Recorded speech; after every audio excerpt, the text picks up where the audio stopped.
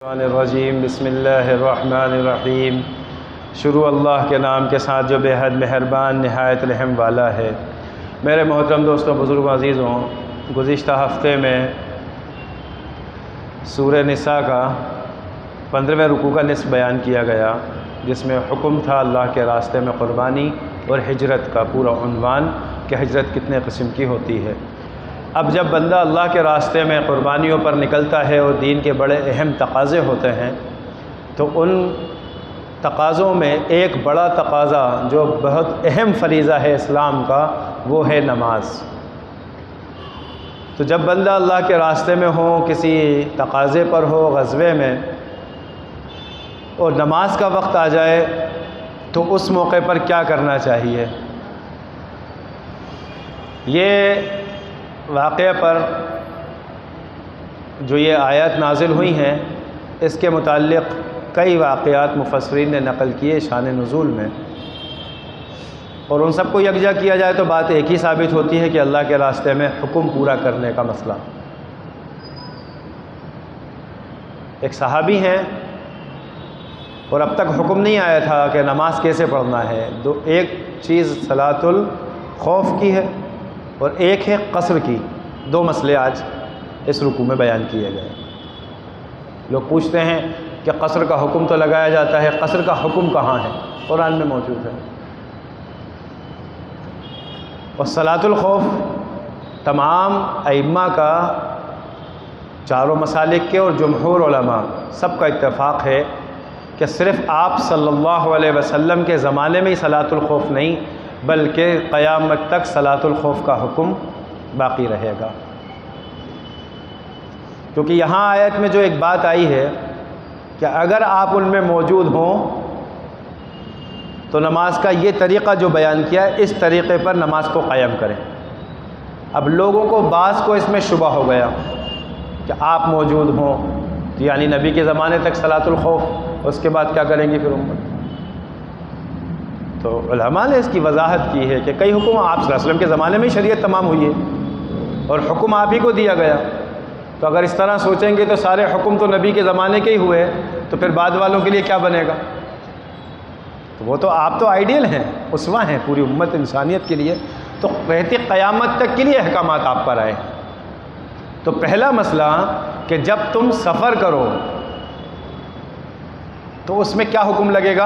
वइज़ा ज़रबतुम fill अर्ज़, जब तुम सफ़र करो मुल्क में, अर्ज़ से मुराद पूरी ज़मीन, अर्ज़, फ़लैसा अलैकुम जुनाहुन, तो तुम पर कोई गुनाह नहीं है, अन तक़सुरू मिनस सलात, कि नमाज में क्या करो, कसर कर लो।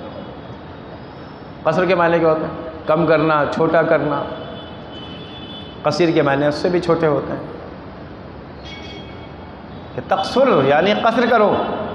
और कसर कब होगी कि अब उस पर इसकी पूरी वजाहत हदीस में मिलेगी, क्योंकि कुरान में इजमाली हुक्म मिलता है, मुजमल। अल्लाह ने ऑर्डर दिया, हुक्म दिया। करना कैसे है कि शार इस्लाम आप हैं, ए मोहम्मद सल्लल्लाहु अलैहि वसल्लम, अब आप उम्मत को सिखाएं कसर कैसे करेंगे। कि बड़ी जितनी नमाजें हैं उनको मुक़स्सर कर लें, मुख्तसर करें। अब उसमें कौन सी आई? ज़ोहर, असर, इशा।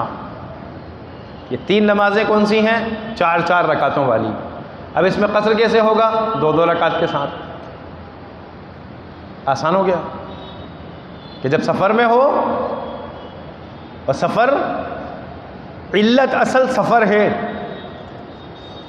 क्योंकि बाज़ लोग कहते हैं आज सफ़र तो आसानी से होने लगे हैं, फ़्लाइट में जाते हैं, ज़रा में पहुंच गए, अब वहाँ जाके क्या कसर करें। अब एसी में सफ़र कर रहे हैं, ट्रेन में, क्यों कसर कर रहे हैं? सफ़र तो, कसर तो मशक्क़त से। तो हमारे यहाँ देखिए हुक्म देखा जाता है, अपनी अकली घोड़े नहीं दौड़ाए जाते।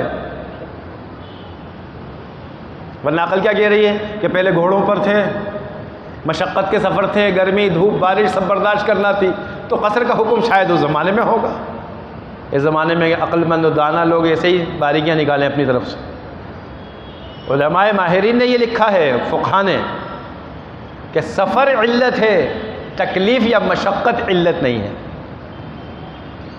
असल हुक्म सफ़र का है, सहूलत का हो कैसा भी हो, लेकिन सफ़र शरई क्या होता है? तकरीबन बाज़ का कौल 74 किलोमीटर का, बाज़ ने 76 किलोमीटर लिया है। एहतियातन 76 किलोमीटर ले लिया जाए। शुरू कहाँ से होगा, बात यह है। तो फुक़हा के कौल मिलते हैं कि जब आप अपने शहर से बाहर निकलें और जो आपकी हद है शहर की, अब अपने आसानी है, अपने बस अड्डे से शुमार करिए या रेलवे स्टेशन से शुमार कर लीजिए। आप सवारी पर सवार हो गए, अब सवारी चल दी तो आसान है कि सवारी रोक कर आप कहें अभी मैं शहर में हूँ, यही नमाज़ पढ़ लूँ, असर का वक्त आ गया साहब, ज़ोहर का आ गया, ट्रेन रोक लो, मैं नमाज़ पढ़ूँगा क्योंकि अभी कसर नहीं हुई है जब तक 76 पे ना चला जाऊँ। कि नहीं, सफ़र के लिए आप सवारी पर बैठ गए और आपका सफ़र सवारी के चलते ही शुरू हो गया। उस वक्त प्रेजेंट में जो भी हाल में नमाज का हुक्म आए, उस नमाज पर आप कसर करेंगे। क्या करेंगे? कसर करेंगे। आप ट्रेन में बैठे हैं और ट्रेन चल दी अब आपकी, और आपने देखा प्लेटफॉर्म ज़रा में ख़त्म हो गया और चलती रही, आप थोड़ा मुंतज़िर रहें, बस ये हमारा प्लेटफॉर्म छूटा, स्टेशन छूट गया। अब छूट गया, समझ लो शहर छूट गया, क्योंकि अब उतरने की गुंजाइश भी नहीं है और सवारी रोकने की भी गुंजाइश नहीं है। हाँ, अब इसमें एक बात आपके जहन में भी आ सकती है और आना भी चाहिए, माशाअल्लाह अक्लमंद है, क्या अपनी 4 व्हील से हो तो क्या करें भाई, रोक लो, है ना, ये निकलता है ना गुंजाइश कि भाई रोक कर नमाज पढ़। लेकिन सहूलत शरीयत जब दे रही है तो आप अपने ऊपर शरीयत को ख़ुद ही मशक्क़त क्यों बना रहे हैं? शरीयत अल्लाह की तरफ से है, जब अल्लाह सहूलत दे तो हम कौन होते हैं मुश्किल बनाने वाले? अल्लाह आसानी दे रहे हैं। सवारी चल दी, अब आपने शहर छोड़ दिया। बाज़ उलमा ने यह लिखा है कि जो आपके इलाके की जो उसको हदूद के हद कहते हैं, हदूद सीमा, तो वो समाप्त लिखा हुआ आ जाता है ना बोर्ड, आपकी हद ख़त्म हो गई शहर की, अब वो दूसरे शहर शुरू हो चुके हैं। तो आप सफ़र में अपने शहर को छोड़ चुके हैं, निकल चुके हैं, और इरादा आपने क्या किया हुआ है, जैसे यहाँ से 80 किलोमीटर जाना है, आपको 90 किलोमीटर जाना है, 100 किलोमीटर जाना है, इंदौर जाना है, कहीं भी जाना है, और अभी आप यहाँ से थोड़ा सा आगे निकले और आपने देखा कि असर की नमाज़ का वक्त आ गया, थोड़ा और चलो, थोड़ी सी मुअख्खर करेंगे इसको, उसके बाद पढ़ेंगे, ताख़ीर से पढ़ेंगे, थोड़ा मुअख्खर करके चलते रहो, क्योंकि आप मुसाफिर हैं और मुसाफिर पे जमात भी शर्त नहीं है। ये बात जहन में रखें, जमात में शिरकत मुसाफिर के लिए शर्त नहीं है। अगर जमात से नमाज में शिरकत हो जाए अफजल है, सवाब ज़्यादा मिलेगा, क्योंकि मुसाफिर है। अब उसे क्या मालूम कि यहाँ जमात कितने बजे होती है? तो जमात के लिए शराइत मुक़य्यद नहीं है, मुसाफिर के लिए, मुक़ीम के लिए हैं। इसलिए मुसाफिर को हुक्म लगाया कि जिस मस्जिद में जहाँ पहुँच जाए और जमात हो चुकी हो तो इसको हक़ हासिल है कि ये अपनी जमात सानी कर सकता है, यानी दूसरी जमात बना सकता है, लेकिन मुक़ीम को ये हक़ हासिल नहीं है, क्योंकि मुक़ीम रहने वाला यहीं का है और इसके लिए सबसे अफजल इसकी पहली जमात है मस्जिद की। और अगर इस पर रियायतें हो जाएं तो फिर तो अज़मत ही ख़त्म हो जाएगी इमाम के साथ नमाज़ पढ़ने की, और जमात की अहमियत ख़त्म होगी। फिर क्या करेंगे लोग कि लोग आते जाएंगे 4-4, 5-5 करके टोलियों में और अपनी अपनी नमाज़ें पढ़ेंगे जमात से और चले जाएंगे, तो जमात की अहमियत ही क्या बची? इसलिए मुक़ीम को इजाज़त नहीं है, मुसाफिर को इजाज़त है, क्योंकि उसे जमातों का वक्त, उस इलाके का पता नहीं है, तो वो जाए और वहाँ जाकर अपनी जमात बना सकता है, इसको इख्तियार है। अगर सफ़र में है तो 2 हैं, 3 हैं, 4 हैं, अफजल तरीक़ा क्या है? जमात से नमाज़ पढ़ें, फ़ुरादन नहीं कि भाई मुनफरिद होकर अलग अलग इनफरादी नमाज़ पढ़ लें।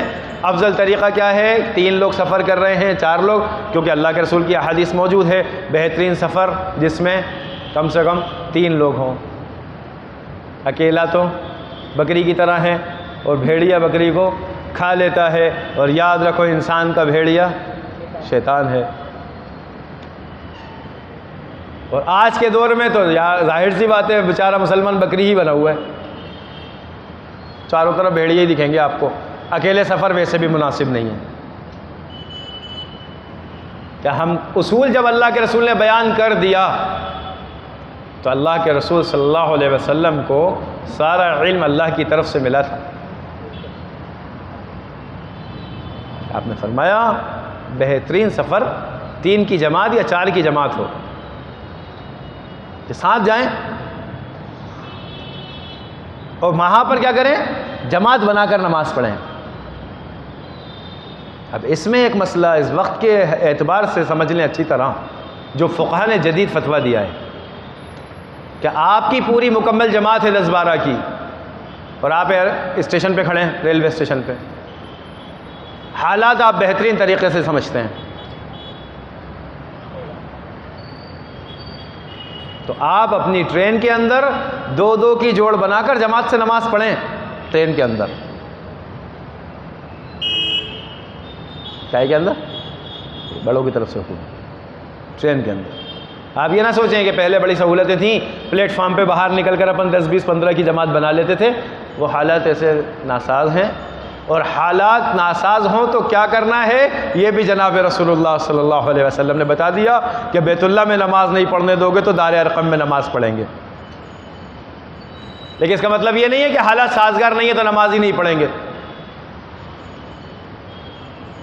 हुक्म तो किसी के बाप से डर कर भी नहीं छोड़ेंगे, हुक्म अल्लाह का है। नमाज तो चाहे अकेले तन्हा क्यों ना पढ़ना पड़े, नमाज तो पढ़ेंगे। खड़े होकर पढ़ने में एतराज़ हो तो बैठकर पढ़ेंगे।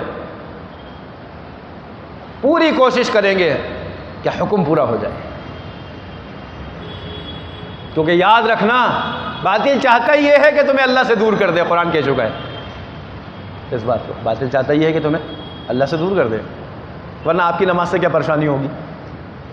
उन्हें परेशानी इससे है कि आपका ताल्लुक़ अल्लाह से जुड़ा हुआ है, और अगर मजबूत हो गया, पतंग वही लोग लूटते हैं जो पहले पेच काटते हैं। पतंग कटेगी नहीं तो लूटेगी कैसे? पहले इनकी पतंग काटो, इनका ताल्लुक़ अल्लाह से जुड़ा हुआ है। सारे इशू बनाओ नमाज पर, ऑफिस में फला जगह आप नमाज ना पढ़ें, ये परेशानी होती है और हमें ठेस पहुंचती है।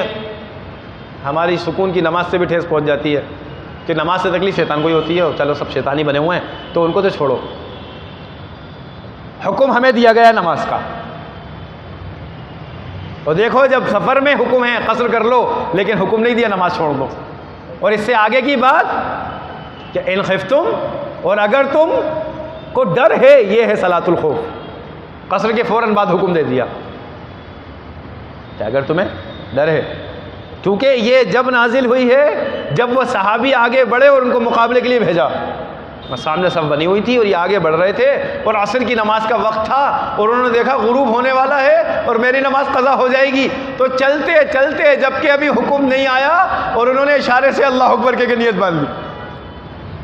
ये हम सहाबी ने किया है, चलते चलते क्या किया, अल्लाह अकबर के नियत बांध ली, कि सामने वाले समझे भी नहीं कि नमाज पढ़ रहे हैं और ये जानते हैं कि अल्लाह देख रहा है, तो मैं नमाज पढ़ रहा हूँ चलते चलते। और अगर ये ना करते तो हमको सलातुल खौफ का हुक्म कहाँ से मिलता, कि जब मसला आ जाए आपका सामने आमने हक़ और बातिल का, तो उस वक़्त आप क्या करोगे, कि उस वक़्त आप सलातुल खौफ अदा करोगे। उसकी पूरी तशरीह, अल्लाहु अकबर, अल्लाह को वो अमल इतना पसंद आया कि अल्लाह ताला ने उन्हें एक सहाबी का अमल सलातुल खौफ पढ़ते देख कर पूरी उम्मत पर सलातुल खौफ की वजाहत हज़रत मोहम्मद सल्लल्लाहु अलैहि वसल्लम पर कुरान में नाजिल फरमा दी। और तरीक़ा सारा बताया इसमें, गौर करें कि कसर का हुक्म तो ऊपर दे दिया एक जुमले में, कैसी करना है, कब करना है, कितनी करना है, कितनी रकातों में करना है, नबी से पूछ लो। खौफ कैसे पढ़ना है हम खुद बताएंगे, क्योंकि इन्होंने करके दिखाया है। कि अल्लाह को इतना पसंद है वो अमल कि जब हालात आपके ख़िलाफ़ हों, यानी खौफ के, और आप उसमें हुक्म की फ़िक्र करें कि नमाज कैसे पढ़ूँगा, अल्लाह रास्ता बनाएंगे। लिहाजा जब तुम्हारे दिल में खौफ हो, डर हो कि सताएंगे वो तुमको, आई यफ्तिनकुमुल्लज़ीना कफ़रू, जो काफिर लोग हैं वो तुम्हें सताएंगे, फितने में डालेंगे, तो क्या करो, इस खौफ में एक बात अच्छे से समझ लो, इन्नल काफिरीना कानू लकुम अदुव्वम मुबीना। आज तक जहन में यही बात बैठी है कि सिर्फ शैतान दुश्मन है। इन्न शैतान काना अदुव्वम मुबीन, यही तो कहते हैं। हमेशा ये कह के खामोश हो, ये क्यों नहीं कहते साथ इन्नल काफिरीना कानू लकुम अदुव्वम मुबीना। और जिसको अल्लाह के रसूल कह दें अदुव, आदा दुश्मन है, मुबीना खुले काफिर, ये कभी आपके दोस्त नहीं हो सकते, ये कुरान ने कहा है। हलक का लुक़मा भी दे दो, दोस्त नहीं हो सकते।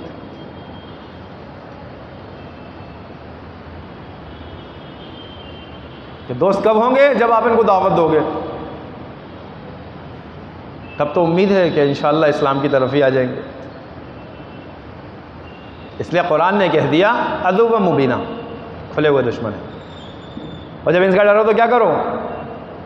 क्या वैज़ा कुन्ता फ़ीहिम, के नबी जी जब आप इनमें मौजूद हों, फ़अक़मता, तो आप कायम करें नमाज, यानी खड़े हो जाएं। लहुमुस्सलात फ़लतक़ुम ताइफ़तुम मिनहुम मअका, तो चाहिए कि एक जमात उनकी खड़ी हो तेरे साथ ए नबी जी, यानी आपके पीछे। वलियाख़ुज़ू असलहतुम, क्या इख्तियार कर ले वो? वलियाख़ुज़ू असलहतहुम, क्या वो अपने साथ हथियार लिए रहे और नमाज इसी तरह पढ़े आपके साथ। ये है सलातुल खौफ। तो ये तरीक़ा नहीं है कि आप अरे अल्लाह हमारे तवक्कुल कर, हम तो अल्लाह पे तवक्कुल किए हुए हैं, अल्लाह हिफाजत करेंगे। खुदा की कसम बिलाशुबा अल्लाह ही हिफाजत करेंगे, लेकिन हुक्म भी अल्लाह ही दे रहे हैं कि तुम जब सलातुल खौफ पढ़ो तो अपने वो आलाए ख़ास जो इस्तेमाल के लिए हैं उनको अपने साथ लेकर पढ़ना। मैं अपने एक साथी से कह रहा, गुज़िश्ता हफ़्ते में हिजरत की बात आ रही थी, उससे पहले हफ़्ते में अदावत की बात खुलकर आई कि वो उनके दिलों में क्या भरा है। वहाँ तफसीर की तो वही बात आ गई कि देखो इनके मुँह में अंदर जो है वो उससे ज़्यादा अल्लाह ताला ज़बान पे ले आ देते हैं, बल्कि उससे ज़्यादा फितना उनके दिलों में भरा हुआ है। और मारे तकलीफ़ के वो अपनी उंगलियाँ काटे लेते हैं। ऐसा मालूम देता है गोया जैसे उस ज़माने में नाजिल हुआ उस दौर के हालत पर, और इस ज़माने में ये आयतें सामने ऐसी खुलती हैं जैसे बिल्कुल इसी हालत पर अल्लाह दे रहे हैं ये लोग निकाल कर। जब मसला आया नमाज का, सफ़र में कसर करो, खौफ हो तो मुस्तईदी से पढ़ो और बहुत हिकमत से समझाओ। क्यों? जिसके यहाँ पर ऊपर दिमागी नहीं गोबर हो तो उसको तुम समझाना पड़ेगा ना, भाई हुक्म है, खुद तो पिटोगे, हमें भी पिटवाओगे नमाज छोड़कर। हमारे मौलवी समझा समझा के और जमात वाले समझा समझा के तो नमाजें पढ़ावे हमें, हम तो वैसे ही नहीं पढ़ रहे। मोहल्ले में बैठे हैं, पटियों पे बैठे हैं, कहीं भी बैठे हुए, नमाज पढ़ते ही नहीं। जो बेचारे मुजाहिदों पर आकर पढ़ रहे हैं उनके पीछे खड़े हो गए शैतान आके, अदुव्वम मुबीना, क्यों पढ़ रहे हो, हमें ठेस पहुंच गई। ज़रा में ठेस पहुंच जाती है, अच्छी ठेस हुई कमबख्त। और अभी आप कल से देख लेना, गदर पूरे चारों तरफ, हमें ही ठेस नहीं पहुंचती हमारी। इसका मतलब ईमान वाला ही मजबूत होता है, खुदा की कसम, जो सारी खुराफातें बर्दाश्त कर लेता है। जितना बर्दाश्त कर लेता है ये ईमान वाले की खुसूसियत है। इन्हें तो हमारे दिखने से ही ठेस पहुंच जाती है, टोपी से, दाढ़ी से। लिहाजा क्या करो, क्या और हथियारों को, क्योंकि मुकाबला सामने आमने है, अगर रख दोगे तो आगे बात फरमा दी फ़ैज़ा सजदू, और अगर ए नबी जी फिर जब आप यह सजदा करें फ़यकूनु मिन वराइकुम, तो हट जावें तेरे पास से, यानी एक रकात पूरी करें, 2 सजदे हो गए, एक रकात पूरी करके वो जमात जो आपके साथ थी और एक जमात खड़ी रहे मुस्तईदी के साथ। ये नहीं कि सारे आके नियत बांध लो, ये सफ़र में निकलने वाले कायदे इनसे सीखें कि आप उसी शक्ल पर हैं सहाबा के तरीक़े पर। तो थोड़े नमाज थोड़े थोड़े करके पढ़ लो, ये सलातुल खौफ है कि इमाम नियत बांधेगा कसर में 2 रकात की, तो एक रकात पीछे वाली पूरी जमात पढ़े, और जैसे ही दोनों सजदे पूरे हो जाएं एक रकात के, तो वो क्या करें, वो पीछे वाले चले जाएं अपने वैसे हथियारी से, मुस्तैदी से चलते हुए, नमाज फासिद नहीं होगी। देखो ये है सलातुल खौफ कि चलते हुए और मुस्तईदी के साथ खड़े हो जाएं। अब क्या करो कि अब बलताती ताइफतुन उखरा, अब दूसरी जमात आए ताइफतुन उखरा जिन्होंने अभी तक नमाज नहीं पढ़ी है, लम युसल्लू फल युसल्लू, तो वो नमाज पढ़े माँ का, आपके साथ है नबी जी, वलियाखुज़ू हिज़्रहुम व अस्लिहतहुम, और साथ लेवें अपना बचाव और अपना हथियार का सामान। यानी नमाज इस तरह पढ़ेंगे कि जैसे बिल्कुल कंप्लीट खड़े हैं कमांडर, हथियार रखकर नमाज नहीं पढ़ेंगे बल्कि साथ लेकर पढ़ेंगे। अब ये क्या करेंगे, ये एक रकात जो आपकी दूसरी है इमाम की, एक रकात पढ़ने वाले जाकर खड़े हो गए, अब पीछे वाले जो आए हैं ये इमाम के पीछे अपनी एक रकात पूरी करेंगे जैसे बाद वाले करते हैं। ये एक रकात पूरी करेंगे, फिर ये खड़े हो जाएंगे और फिर खड़े होकर ये अपनी दूसरी रकात पूरी करके मुख्तसरन, यहाँ लंबी चौड़ी नियत नहीं बनेगी सूरह बकरा शुरू कर दो ना, हुक्म है मुख्तसर, इसलिए सफ़र में मुख्तसर क़िरात मुख्तसर नमाज, इसलिए मुक़स्सर कहा। जब फ़र्ज़ 4 को 2 कर सकते हैं, आप अपनी क़िरात को मुअख्खर क्यों नहीं कर सकते कि मुख्तसर करो, मुख्तसर करो। लिहाजा ये दूसरी वाली जो रकात के लिए आए हैं ये अपनी दूसरी रकात पूरी करेंगे, इनकी 2 हो गई, ये सलाम फेर कर जैसे जाएंगे। वो जो खड़े थे वो अभी भी नमाज के हुक्म में ही हैं, वापस आकर अपनी एक रकात पूरी करके सलाम फेरेंगे। ये सलातुल खौफ है, ये अपनी नमाज पूरी कर लें। आगे फरमाया कि